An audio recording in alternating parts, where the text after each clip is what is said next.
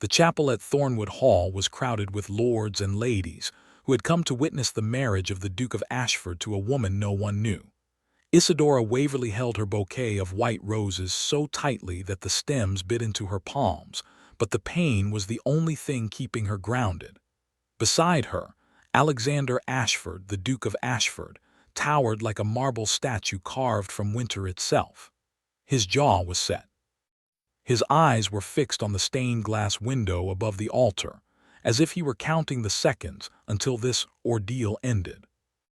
When the Archbishop asked him to speak his vows, the Duke's voice was low and perfectly even. He said the words as if reciting a contract. Isadora's own voice trembled, but she managed. She had been raised to be gracious, to hide her fears behind a gentle smile.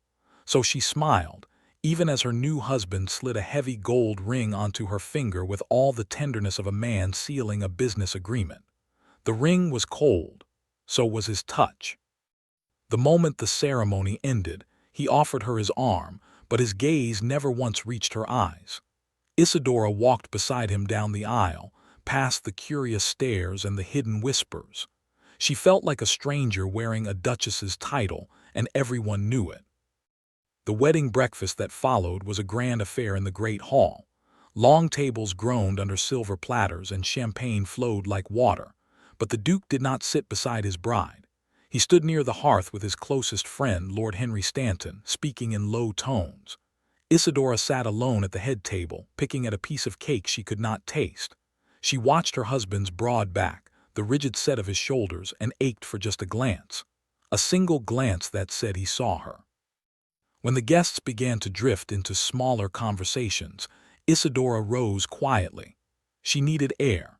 She stepped through a side door into a narrow corridor that led toward the gardens.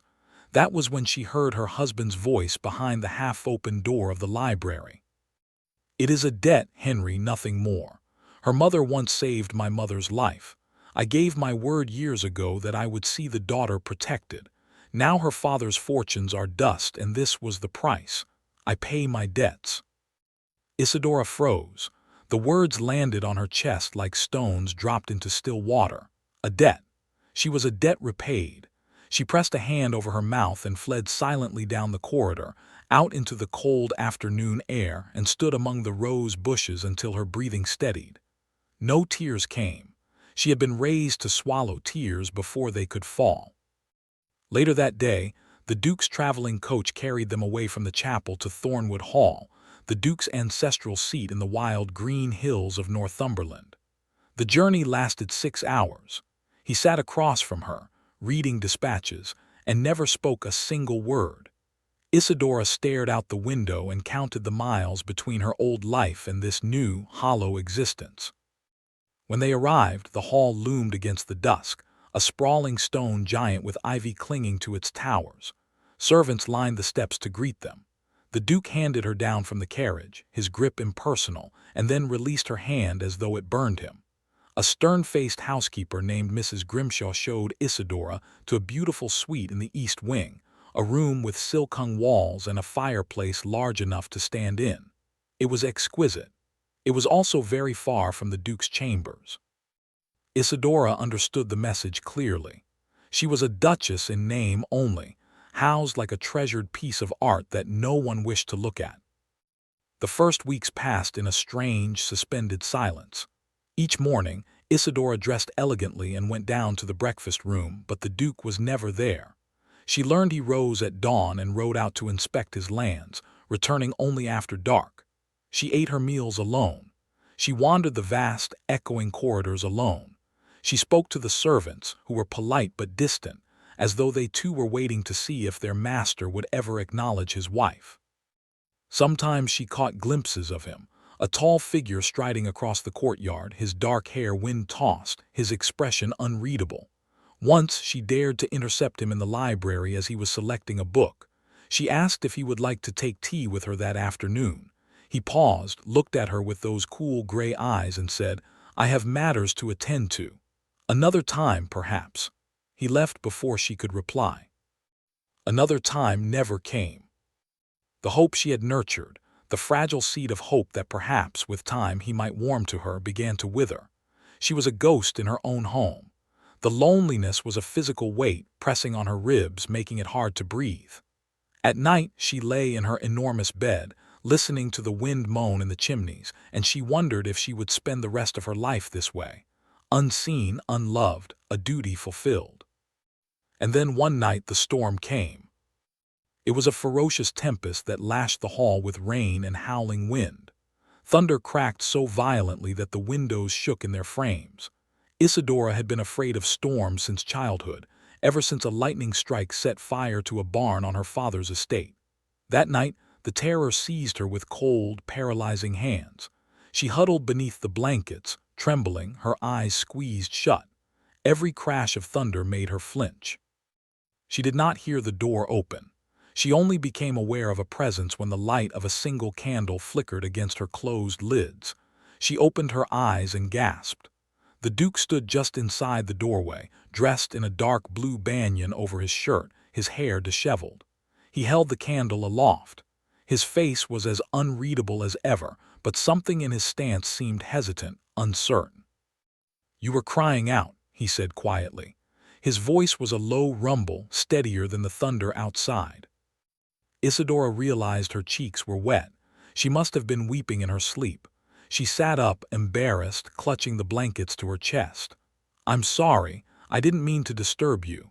The storm, I've always been frightened of storms." He did not leave.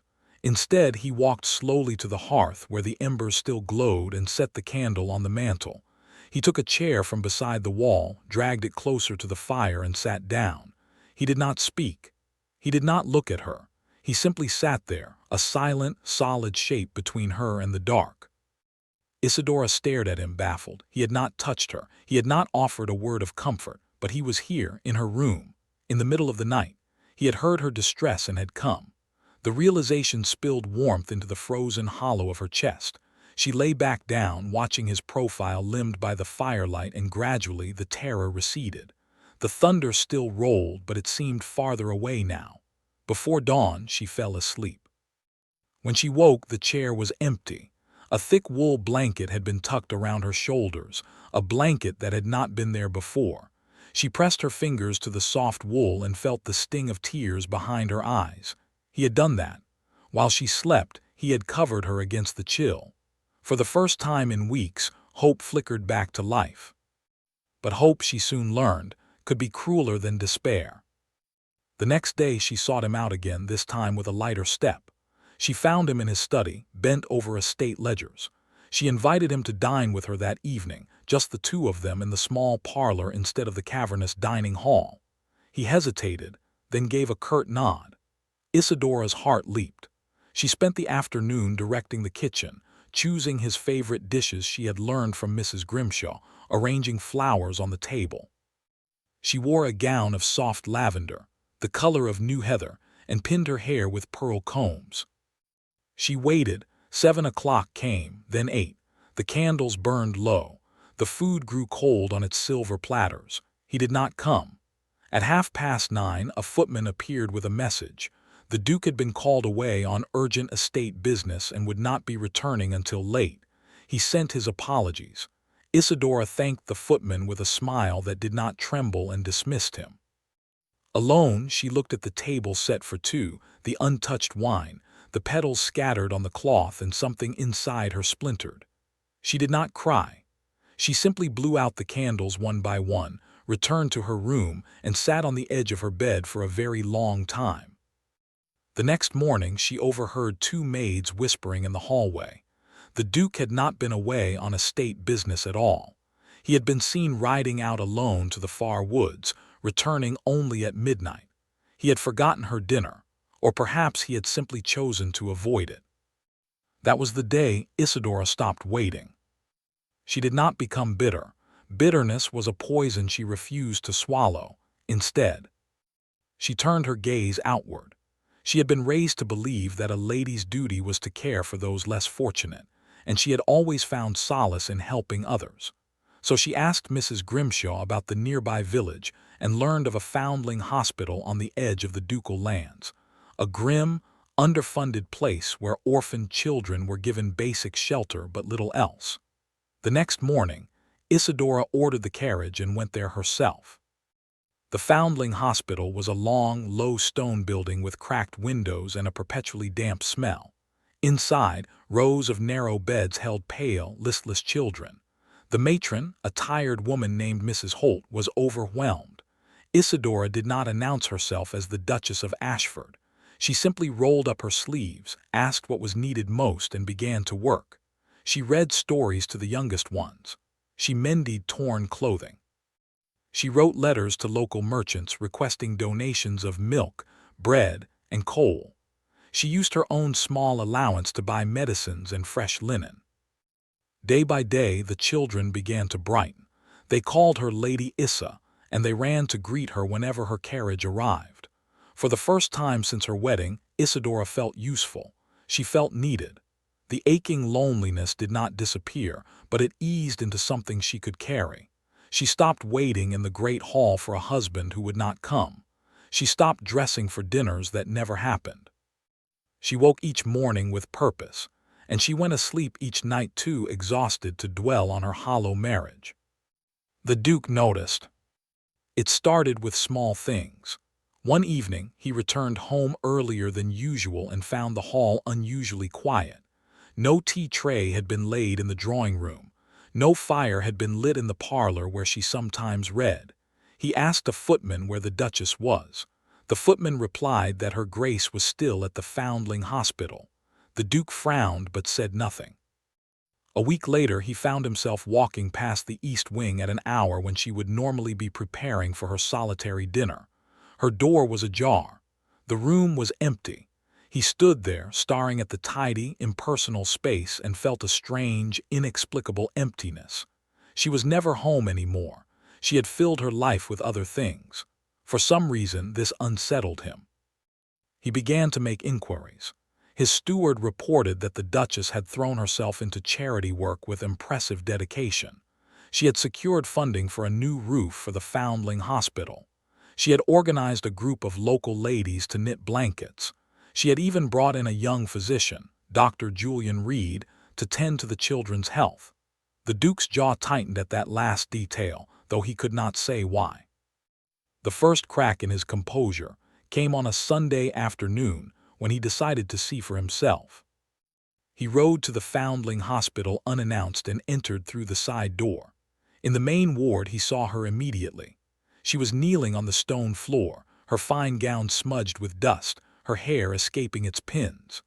A tiny girl with tangled curls was sobbing in her lap, and Isadora was holding her, murmuring soft words, stroking her back. Around her, other children pressed close, all of them looking at her with absolute trust.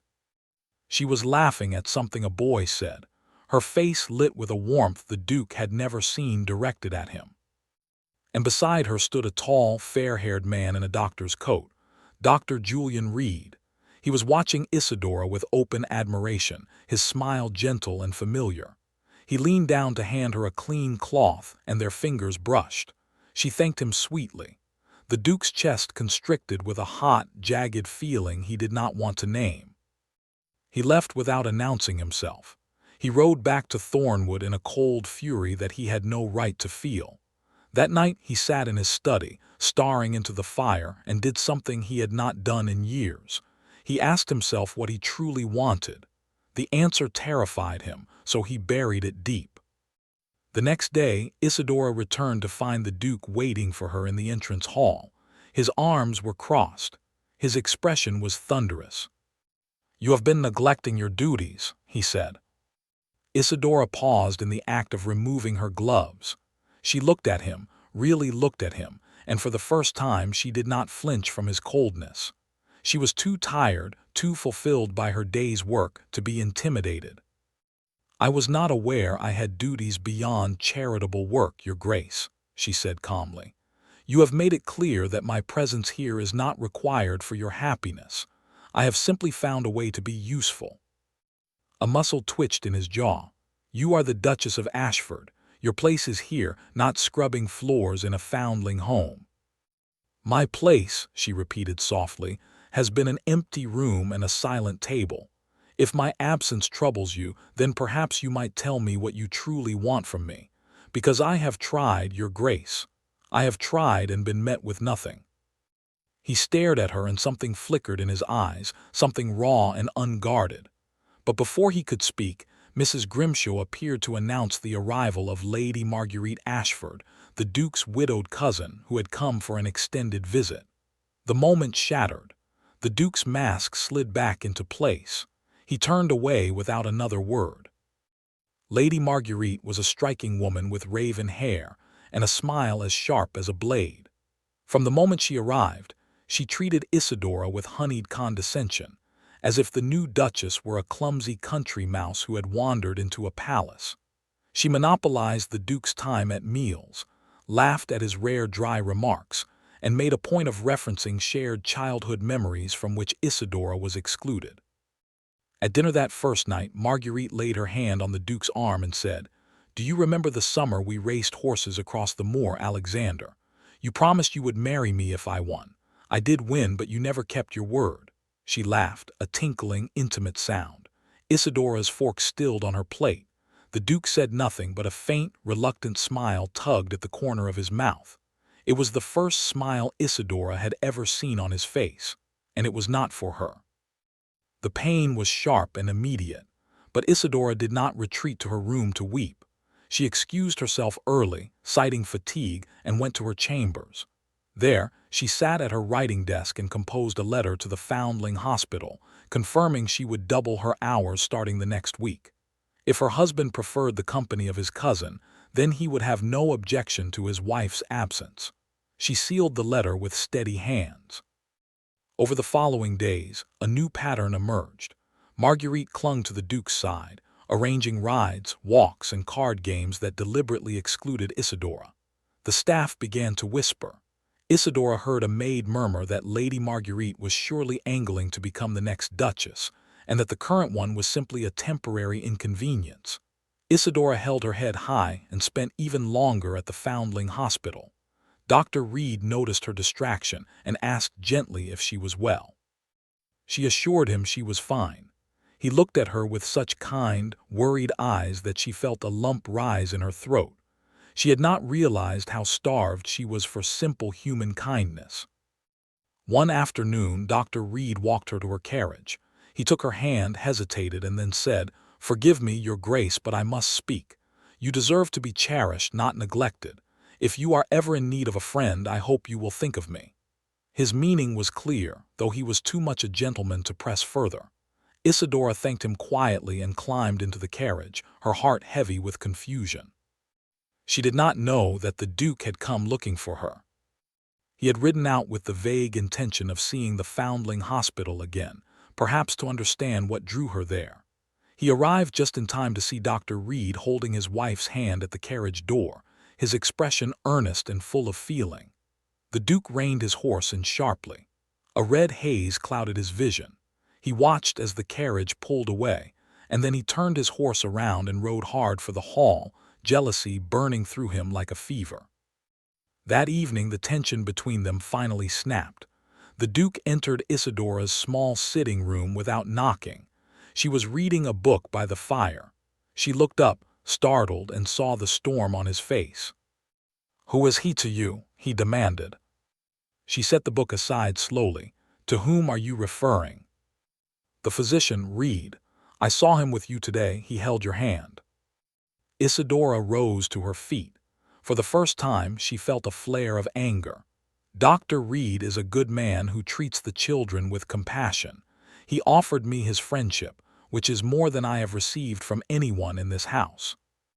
You have no right to interrogate me about my conduct when you have ignored me since our wedding day."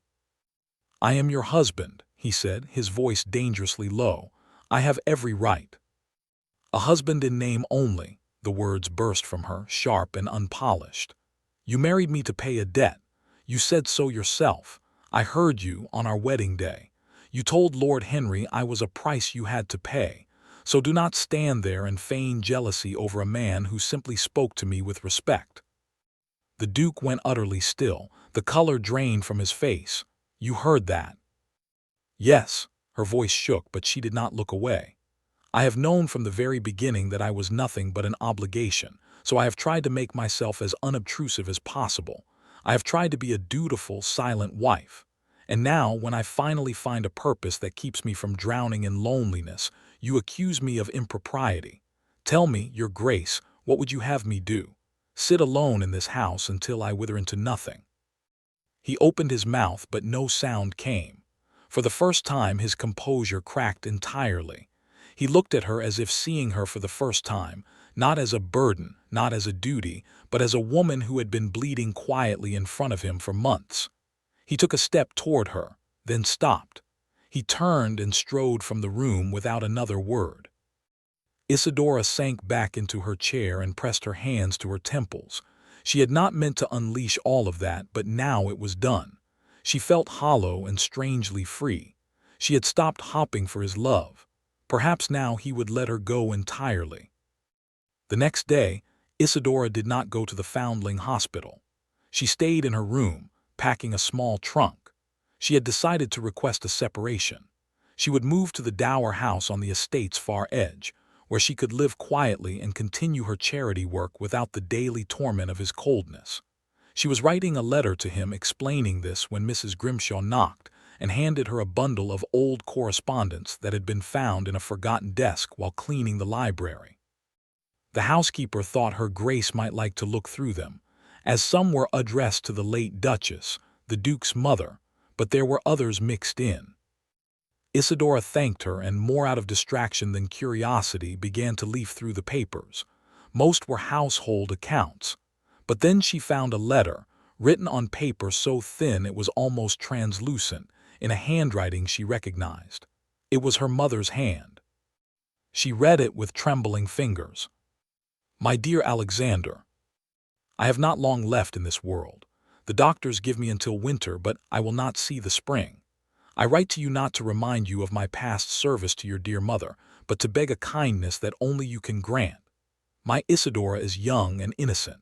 She knows nothing of her father's ruinous habits. The gambling debts will consume everything we have, and when I am gone, she will be left penniless, unprotected, and vulnerable to those who would exploit her goodness. I ask you as a man of honor to watch over her, not for my sake but for hers. I know the burden I place upon you, but I have seen the man you are. You carry your own shadows, but you are good at the core. Please, Alexander, save my daughter from a fate she does not deserve. Yours in desperate hope, Helena Waverley." Beneath it was a second letter, this one from her mother to her father's solicitor, dated only weeks before her death. It spoke of a mysterious benefactor who had quietly paid off the most pressing debts in full, who had insisted on anonymity, and who had promised to ensure Isadora's future through a suitable marriage if no other option remained. Isadora stared at the letters until the words blurred. The benefactor was Alexander. He had not married her merely to settle a cold debt of honor. He had been answering her mother's dying plea. He had been protecting her from disgrace long before she even knew his name. The knowledge shook her to her core. All this time she had believed she was nothing but a burden, an unwanted obligation. Yet he had secretly saved her family from ruin. He had given her a home, a title, safety. Why then was he so distant? Why had he made her feel so utterly alone? She had to know. She found him in the chapel adjoining the hall. It was a small, ancient place of gray stone and stained glass, where the light fell in jeweled colors. He was sitting in a pew near the front, his head bowed. He did not look like a powerful duke now. He looked like a man carrying an unbearable weight. He heard her footsteps and straightened. When he saw the letters in her hand, his face went pale. "Where did you find those?" "They were in the library," she said, her voice barely above a whisper. She held up her mother's letter. "You knew my mother. You promised her you would protect me. You paid my father's debts. Why did you never tell me? Why did you let me believe I was nothing to you?" He rose slowly, and she saw the torment in his eyes, a deep, old pain that he had hidden behind walls of ice. He did not try to deflect. He simply said, "Because I did not deserve your gratitude."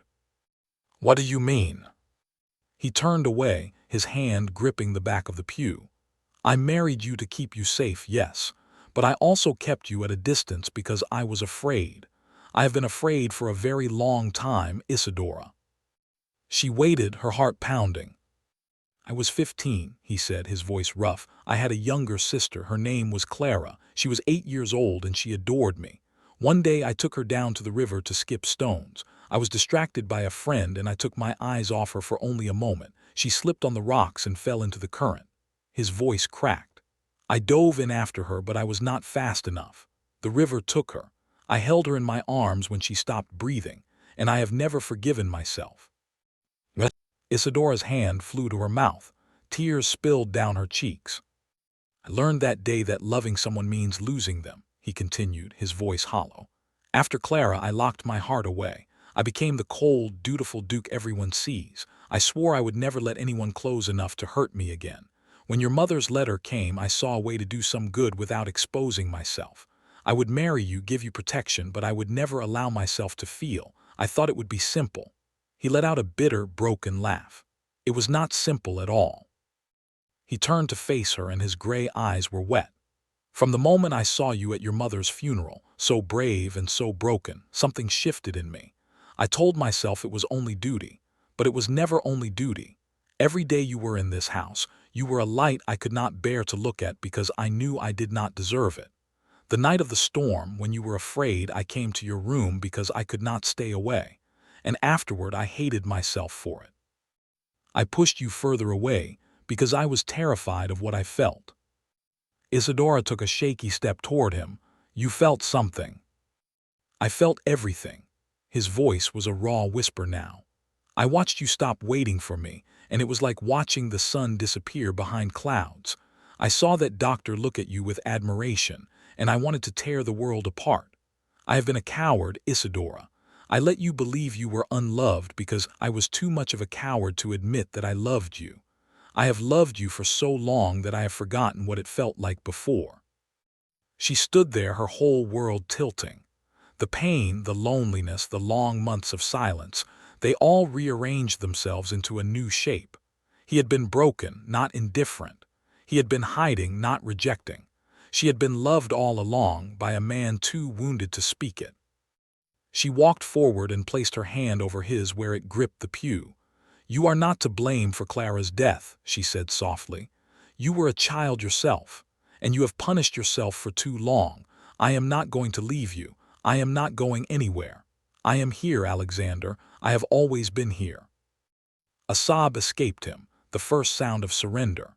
He pulled her into his arms with a desperate, shaking urgency, and she felt the great ice wall around his heart crumble into nothing. He held her as if she were the only solid thing in a world that had been drowning him for years. She held him back, her own tears mixing with his, and for a long time they simply stood there in the colored light of the chapel, two wounded souls finally finding harbor. The days that followed were tender and fragile, like new leaves after a long winter. The confession had cracked open the door between them, but healing took time. Alexander began to join Isadora for breakfast. At first, he was quiet and uncertain, as though learning a language he had never spoken. She was patient. She told him about the children at the foundling hospital, and one morning he asked if he might accompany her. He went. He stood in the ward, a tall, aristocratic figure among the narrow beds, and he did not know what to do with his hands. But a small boy with a bandaged knee tugged at his coat and asked if he was a real duke.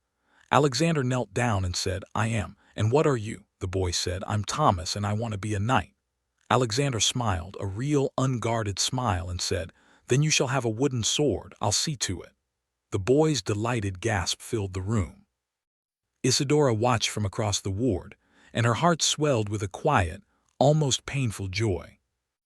Dr. Reed observed the Duke's presence with surprise, then with understanding.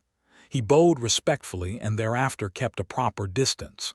The Duke, for his part, treated the physician with cool civility, but he no longer simmered with jealousy. He had no need. He had finally claimed his wife's heart, and she had claimed his.